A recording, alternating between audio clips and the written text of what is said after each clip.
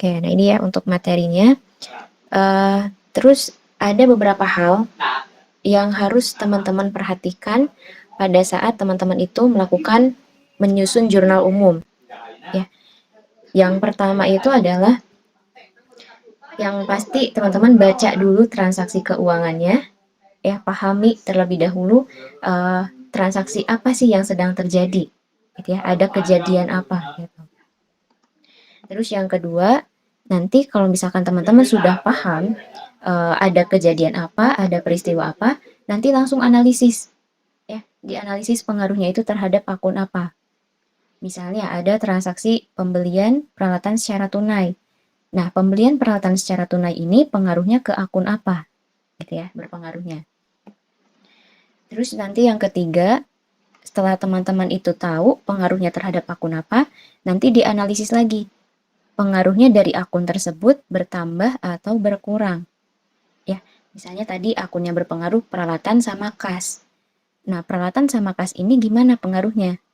Ya, apakah bertambah atau misalkan berkurang ya pengaruhnya. Terus nanti yang keempat itu catat sesuai dengan posisinya. Nah, ini bisa menggunakan tips yang sudah kemarin kita bahas ya, menggunakan 5 jari tangan kita. Atau ini tipsnya dinamakan ingat selalu 3 jari, gitu ya. 3 jari. Jadi kayak angka 3 gitu ya, kita ingat selalu simbol angka 3 dengan jari tangan kita. Jari yang dilipat itu si jempol sama kelingking itu untuk debit itu ya posisinya ketika mereka bertambah harta dan beban. Nah, terus jari yang berdiri utang, modal, dan pendapatan itu akan dicatat di sebelah kredit ketika bertambah. Nah, terus kalau misalkan kita sudah tahu posisinya di mana, di debit atau di kredit, catat nominalnya berapa. Ya, kalau ini sudah pasti udah ada ya di soalnya, sudah jelas gitu. Dan terakhir sudah. Oke, jadi ini 5 langkah yang harus teman-teman perhatikan atau 5 cara gitu ya pada saat teman-teman itu menyusun jurnal umum. Yang pertama tadi baca dulu transaksinya, terus analisis pengaruhnya terhadap akun apa, bagaimana pengaruhnya bertambah atau berkurang, terus catat debit dan kreditnya, ya baru catat nominalnya berapa. Oke, kita coba praktekkan ya. Misalkan di sini ada transaksi menerima kas dari klien sebagai pembayaran di muka untuk jasa yang akan disediakan dan dicatat sebagai pendapatan diterima di muka sebesar 5 juta. Oke, coba dianalisis dulu oleh teman-teman. Kira-kira dari transaksi ini pengaruhnya ke akun apa nih?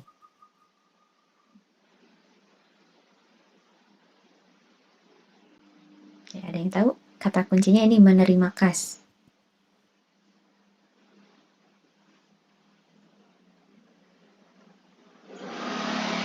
Modal. Modal, terus apa lagi? Modal kas. Modal sama kas. Oke, ya. Yang pertama sudah pasti akun yang berpengaruh adalah kas. Ya, di sini sudah jelas nih kata kuncinya menerima kas. Nah, berarti kas perusahaan gimana? Pengaruhnya bertambah atau berkurang? Bertambah. Bertambah. Oke, betul ya. Jadi yang pertama, akun yang berpengaruh adalah kas. Ya. Terus satu lagi kita perhatikan di soalnya. Menerima kas dari klien, ya artinya dari konsumen kita sebagai pembayaran di muka. Ya. Jadi peristiwanya itu si klien kita atau pelanggan kita tuh ngasih DP duluan ke perusahaan kita. Ya, padahal perusahaan kita itu belum memberikan jasa. Nah, di sini sebagai pembayaran di muka untuk jasa yang akan disediakan, yang akan berarti kan pada saat perusahaan menerima uangnya belum memberikan jasa. Ya. Nah, sehingga di sini sudah kalau di soalnya sudah ada ya, dicatat sebagai pendapatan diterima di muka. Nah, hati-hati ya, pendapatan dengan pendapatan diterima di muka itu berbeda. Kalau pendapatan itu betul ya pengaruhnya ke modal. Ya, jadi nanti modalnya bertambah. Tapi kalau misalkan pendapatan diterima di muka, ini artinya utang. Ya. Jadi kalau ada akun pendapatan yang di belakangnya itu ada kata diterima di muka, ini artinya akun utang. Jadi sebetulnya kita menerima kas ini bukan sebagai pendapatan. Ya, karena perusahaan itu belum memberikan jasa atau belum bekerja. Artinya perusahaan masih mempunyai utang, ya, mempunyai kewajiban untuk memberikan jasa itu kepada klien tersebut. Nah, sehingga ini ya, untuk pengaruhnya itu ke akun kas sama pendapatan diterima di muka atau akun utang. Tadi untuk pengaruhnya sudah betul, kasnya bertambah. Terus kira-kira untuk pendapatan diterima di mukanya atau akun utangnya ini bertambah berkurang? Bertambah. Bertambah, betul ya? Oke, jadi di sini kan tadi perusahaan belum ngasih jasa nih, tapi udah menerima uangnya duluan. Nah, berarti perusahaan punya utang, ya, punya utang atau punya kewajiban untuk memberikan jasa. Ya, sehingga di sini pengaruhnya adalah pendapatan diterima di mukanya bertambah.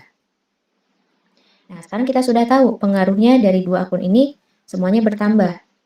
Berarti sekarang tinggal dianalisis posisinya. Coba kas ketika bertambah dicatatnya di sebelah mana? Debit. Di debit. Oke, kalau pendapatan diterima di muka atau utang bertambah? Kredit. Di kredit. Oke, betul.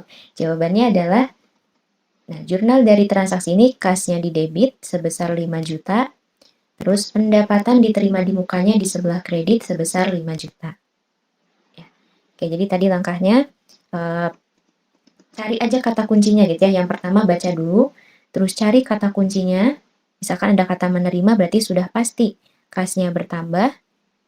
Terus kita analisis ya pengaruhnya ke akun apa, pengaruhnya bertambah atau berkurang, baru catat sesuai dengan posisinya. Ya. Oke, kita coba lagi transaksi berikutnya. Nah, di sini ada transaksi membeli, kata kuncinya membeli tambahan peralatan kantor secara kredit dari CV Office Station senilai 2 juta. Oke, kira-kira dari transaksi ini pengaruhnya ke akun apa?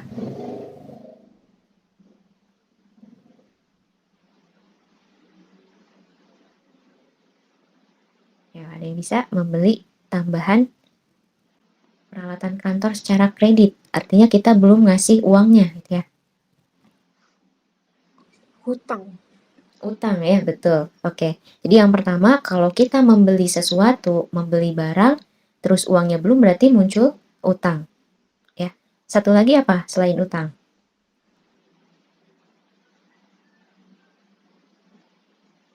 Peralatan kantor, Kak. Nah, betul ya. Peralatan kantor sama utang usaha. Jadi kalau misalkan kita membeli barang, entah itu peralatan, bangunan, atau misalkan kendaraan gitu ya, barangnya bertambah. Nah, di sini berarti peralatan kantornya bertambah, kemudian utang usahanya juga bertambah berkurang dari transaksi ini. Bertambah ya. Oke, jadi betul utang usahanya bertambah. Ketika kita membeli barang, bayangin ketika teman-teman beli barang, terus uangnya belum dikasihin ke penjualnya. Nah, berarti kan teman-teman punya utang. Ya, utangnya bertambah, terus barangnya menjadi milik teman-teman. Jadi peralatan kantornya bertambah, utang usahanya bertambah. Nah, sekarang kita sudah tahu pengaruhnya. Tinggal dianalisis posisinya di sebelah mana. Peralatan sama utang usahanya. Coba peralatan kantor ini masuknya ke harta ya. Bertambah di sebelah mana? Debit. Di debit. Oke, kalau utang usahanya? Di kredit. Di kredit. Oke, betul. Jawabannya, ini ya, peralatan kantor bertambah itu, ini peralatan kantor masuknya ke harta. Oke, kita lihat harta itu jari yang dilipat. Ya, jari yang dilipat ini ketika bertambah, dicatatnya di sebelah debit. Nah, sehingga peralatan kantornya di debit sebesar tadi 2 juta. Ya. Terus utang usaha, kita lihat ke ini ya, ke gambarnya, utang, U. Ya, simbolnya U. Jari yang berdiri ini, si UMP, atau utang modal dan pendapatan, akan dicatat di kredit ketika bertambah. Ya, jadi utang usaha di bawah setelah peralatan kantor. Dicatatnya di sebelah kredit. Ya, jadi ingat, jari yang berdiri, UMP, atau utang modal dan pendapatan, dicatatnya di kredit kalau bertambah. Sedangkan jari yang dilipat, harta dan beban dicatatnya di sebelah debit. Ya. Oke, kita lanjut ke transaksi berikutnya. Nah, menerima penghasilan, ya ini dianalisis, kata kuncinya menerima penghasilan atas jasa yang telah dilakukan sebesar 10 juta. Dari jumlah tersebut, 8 jutanya sudah diterima uangnya dan sisanya difakturkan. Oke, teman-teman coba analisis, kira-kira dari transaksi ini pengaruhnya ke akun apa? Modal kas. Modal, kas, terus apa lagi? Ada lagi nggak selain modal sama kas? Utang ya Kak. Coba. Nah, ini posisinya kita sebagai yang menjualnya. Ya, kalau kita menjual, terus uangnya belum diterima nih dari klien kita, Piutang. nah, punya piutang, betul ya? Hati-hati, jangan ketukar antara utang sama piutang. Kalau orang lain yang punya utang ke kita, berarti kita punya piutang. Ya. Tapi kalau kita, perusahaan kita yang punya utang nih, berarti perusahaan kita ya mencatat utang. Ya. Oke, berarti di sini ada 3 yang berpengaruh ya. Oke, tadi yang kalau sebelumnya di persamaan dasar itu kan ketika ada penghasilan masukinnya ke modal. Ya. Tapi kalau di jurnal langsung aja ke akun pendapatan jasa. Ya. Jadi ketika kita menerima penghasilan langsung aja ke pendapatan. Tidak lagi masuk ke modal. Ya. Oke, berarti pendapatan terus kas sama piutang. Nah, pengaruhnya gimana nih teman-teman? Bertambah atau berkurang? Pendapatan jasa bertambah. Oke. Terus kasnya Bertambah. bertambah. Piutang? Bertambah. Oke, tiga-tiganya betul ya bertambah. Jadi pendapatan jasanya bertambah karena kita sudah memberikan jasa ya. Ingat kalau misalkan kita sudah memberikan jasa, baik itu uangnya sudah diterima atau misalkan belum ya, berarti catat aja pendapatan bertambah.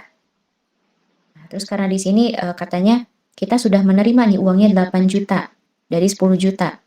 Berarti kasnya bertambah, terus 2 jutanya masuk ke piutang ya, piutangnya juga bertambah. Oke, sekarang tinggal dianalisis posisinya. Pendapatan jasa bertambah dicatat di sebelah mana? Nah, P Debit. yang berdiri. Debit. Debit atau kredit nih jari yang berdiri? Bertambah. Kredit Kak. Jadi kredit ya.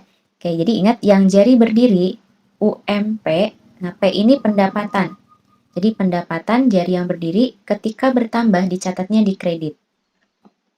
Oke, jadi pendapatan ini masuknya ke kredit, terus tadi kasnya juga bertambah ya. Kas itu masuknya ke harta. Ketika harta bertambah, ya jari yang dilipat dicatat di mana? Debit.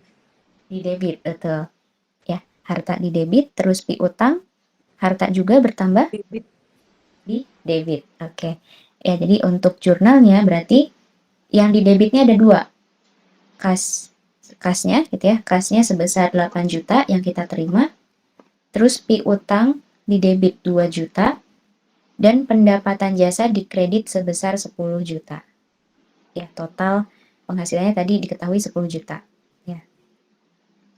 Oke, sampai sini dulu ada yang mau ditanyakan?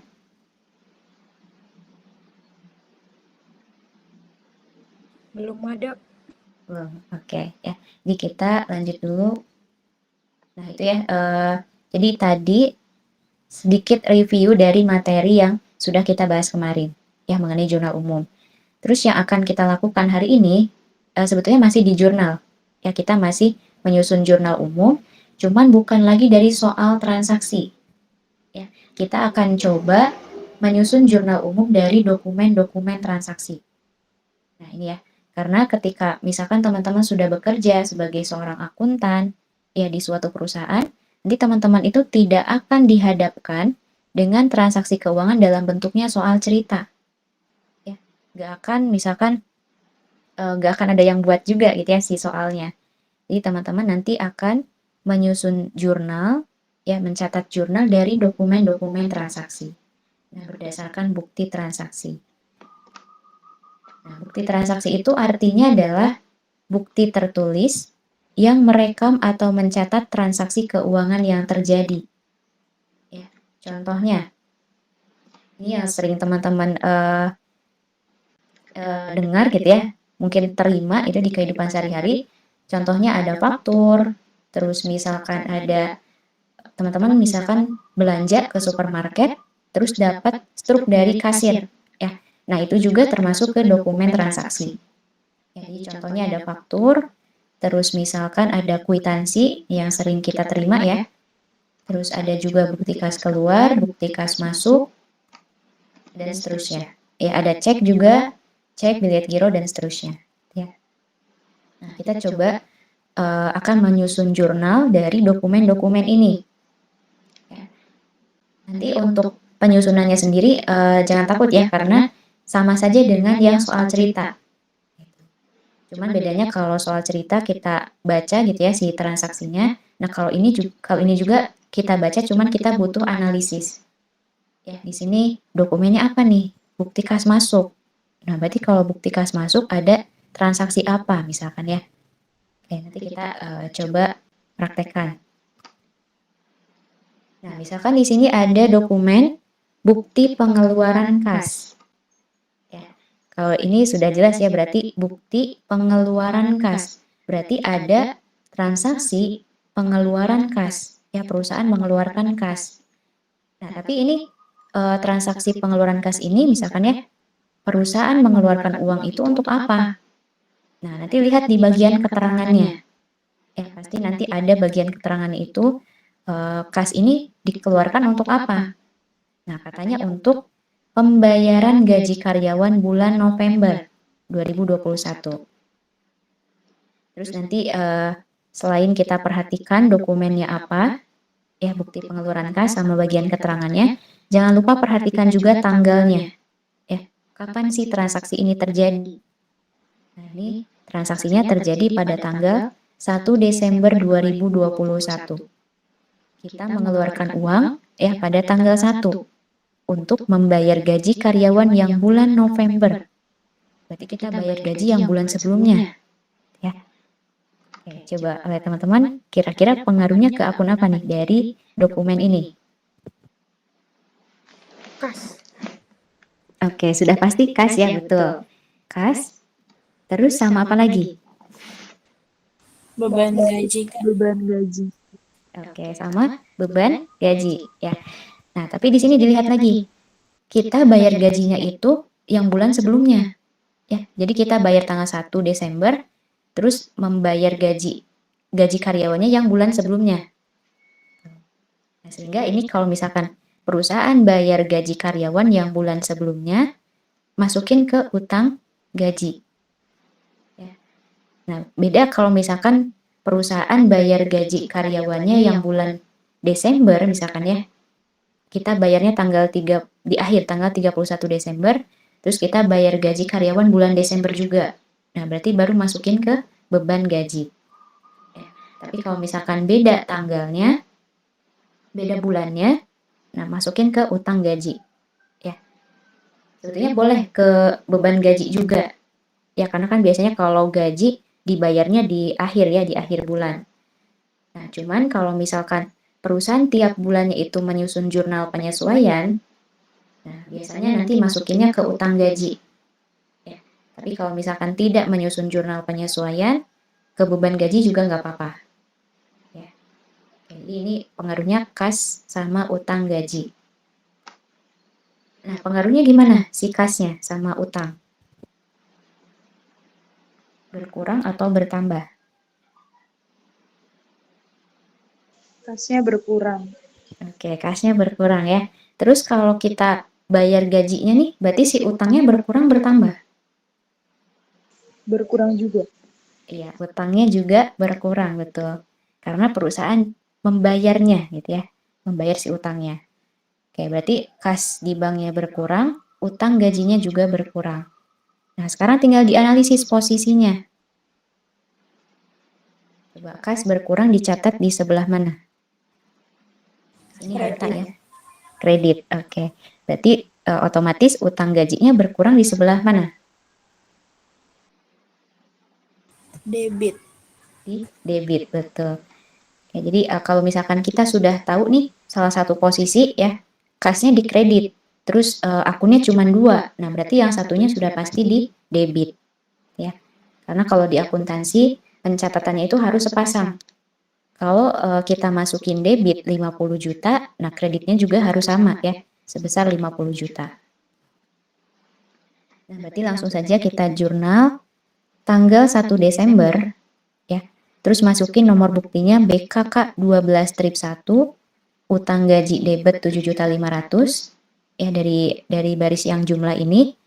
Terus kas di banknya di kredit 7.500.000. Nah, ini perusahaan menyimpan uangnya di bank, jadi akunnya dinamakan kas di bank.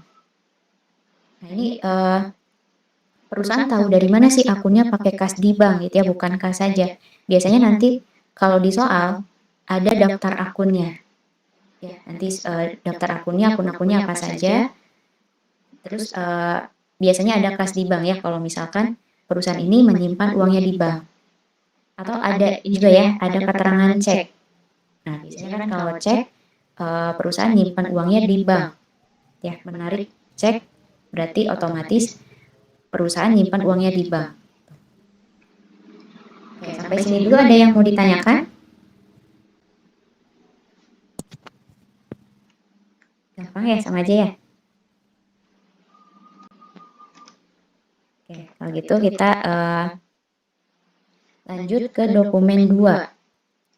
Nah, dokumen 2 ini ada voucher kas kecil. Nah, kalau misalkan teman-teman nemu ada dokumen voucher kas kecil gitu ya di soal, nah ini berarti ada transaksi yang berhubungan dengan pengeluaran kas kecil. Ya, nah apa sih kas kecil itu gitu? Mungkin ada yang bertanya gitu ya. Kas kecil itu artinya adalah kas yang disimpan di perusahaan, ya, kas yang ada di perusahaan untuk pengeluaran-pengeluaran yang sifatnya kecil.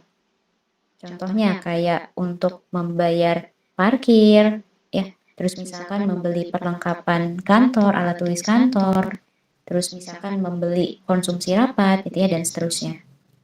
Nah, jadi kalau misalkan tadi kan kasusnya perusahaan menyimpan sebagian besar uangnya di bank, tapi kan nggak mungkin juga gitu ya semua uang perusahaan kita simpan di bank semuanya, karena pasti di sehari-harinya gitu ya, pasti perusahaan itu butuh untuk membayar pengeluaran-pengeluaran yang kecil.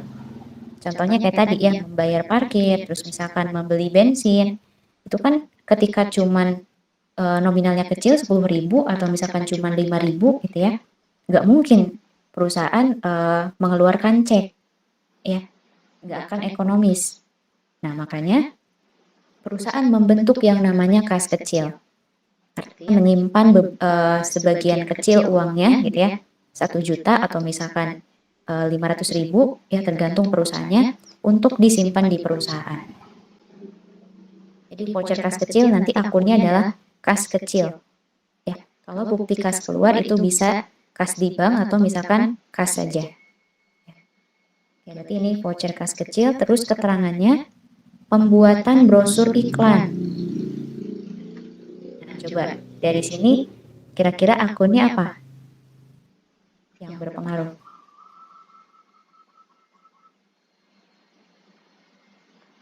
Kasnya berkurang ya, Kak? Kasnya berkurang, betul. Untuk apa nih kas berkurang? Nah, kita lihat bagian keterangannya, pembuatan brosur iklan. Ya, akunnya apa? Tahu? Kata kuncinya iklan nih. Pembuatan brosur untuk iklan gitu ya. Beban iklan. Nah, betul ya. Jadi kita masukin aja ke beban iklan.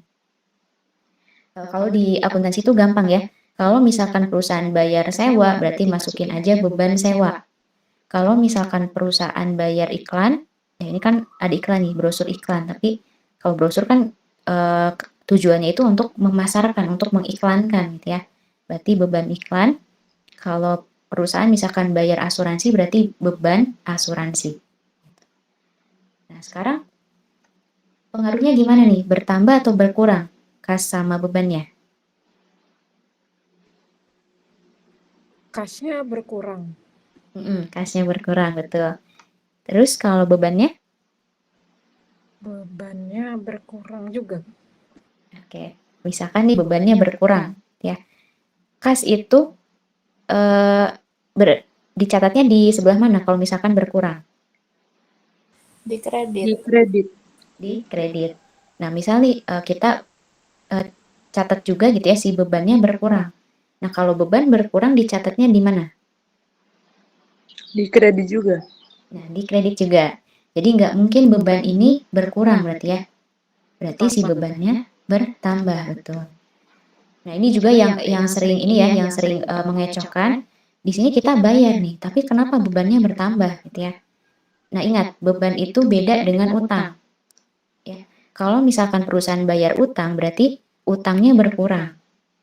Tapi kalau perusahaan bayar beban listrik atau misalkan beban iklan gitu ya, bebannya bertambah. Nah, kenapa sih bertambah gitu ya? Karena kan sebelumnya perusahaan itu tidak mencatat ada pengeluaran listrik misalkan, ada pengeluaran untuk iklan. Nah, tanggal 2 ini perusahaan mengeluarkan uang untuk bayar iklan. Jadi bertambah pengeluarannya gitu ya, bebannya bertambah. Sehingga kita catat ya, bebannya bertambah, beban iklannya, kas kecilnya berkurang. Oke, sekarang analisis posisinya. Kas kecil berkurang di sebelah mana? Di kredit. Di kredit, oke. Kalau beban bertambah? Di debit. Oke, di sebelah debit, betul ya. Jadi tanggal 2 kita catat nomor buktinya V12-1, keterangannya beban iklan debit 750.000 dan kas kecil di kredit 750.000. Oke, kita lihat lagi transaksi ketiga. Nah, di transaksi ketiga ini ada dokumen bukti penerimaan kas. Nah, berarti sudah jelas ya dari judulnya saja, bukti penerimaan kas. Berarti di sini ada transaksi perusahaan menerima uang, ya menerima kas. Nah, menerima kasnya ini dari mana sih? Kita lihat di bagian keterangan, ya bahwa kas ini diterima karena ada pelunasan faktur F1112 tertanggal 25 November. Oke, kira-kira ada yang tahu ini pengaruhnya ke akun apa? Kasnya bertambah. Ya. Betul. Terus piutangnya Betul. Gimana? kurang. Iya, betul berkurang ya. Oke, jadi dari transaksi ini, nah pengaruhnya kas di banknya bertambah, kemudian piutang usahanya berkurang. Nah, piutang usaha ini kata kuncinya dari pelunasan faktur ya. Nah, hanya hati-hati ya kalau pelunasan faktur itu bukan berarti piutang saja. Bisa jadi ketika ada pelunasan faktur itu masuknya ke utang. Tergantung bukti atau ya dokumennya apa. Ketika bukti penerimaan kas berarti nggak mungkin utang ya. Ketika kita bayar utang kan nggak mungkin uangnya masuk, uangnya kita terima, tapi kita bayarkan. Nah, sehingga kalau misalkan di sininya pelunasan faktur, terus dokumennya bukti pengeluaran kas, berarti yang berpengaruh adalah utang. Nah, tapi kalau misalkan di sininya pelunasan faktur, terus dokumennya adalah bukti penerimaan kas, berarti ini yang melunasi faktur adalah pelanggan kita. Kita yang menerima uangnya. Berarti bagi kita piutang usahanya berkurang, karena utang si klien kita dibayarkan gitu ya ke perusahaan kita, maka piutangnya berkurang dan kas kita bertambah. Nah, sekarang analisis nih posisinya. Kas bertambah di sebelah mana? Si debit. Di debit. Oke, kalau piutang? Kredit. Ya, di sebelah kredit, betul. Nah, ya. Jadi kas di banknya di sebelah debit. Ini salah ya, seharusnya nominalnya 2 juta rupiah. Terus piutangnya juga di kredit sebesar 2 juta. Jangan lupa tanggalnya ya, tanggal 3, terus dokumennya BKM 12-1. Oke, terus yang transaksi 3 berarti udah. Kita masuk ke dokumen 4. Nah, di sini ada voucher kas kecil lagi. Sama kayak tadi ya, voucher kas kecil, terus keterangannya itu rekening listrik bulan November. Nah, ini hati-hati ya. Kita bayar yang November. Transaksinya terjadi tanggal 4 Desember. Oke, coba oleh teman-teman dianalisis pengaruhnya ke akun apa?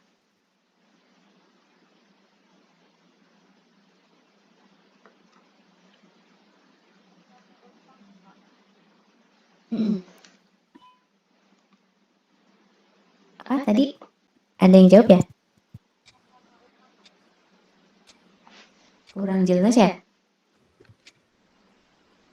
Utang. Saya dengar utang. Terus kira-kira sama apa? Sama kas, betul ya? Oke, jadi ini dua akun yang berpengaruh adalah kas kecil sama masukinnya ke utang beban.